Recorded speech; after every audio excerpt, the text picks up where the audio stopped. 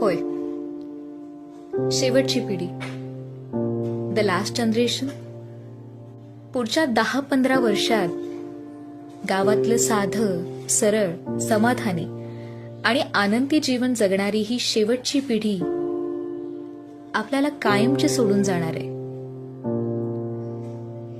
सत्य थोडं कटू आहे, पण तो जो काळ आहे ना, त्याला कोणीच थांबवू शकत नाही. एक ज्ञानाचा, कलेचा, संस्कृतीचा आणि संस्कारांचा वारसा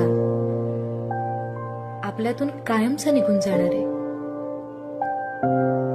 ही तीच माणसं जी गावात साध्या आणि सरळ जीवनशैलीत आनंद मानतात, गावच्या राखणदार देवचरात निसर्गाच्या प्रत्येक रूपात देव शोधतात, मायेचा ओलावा जपणारी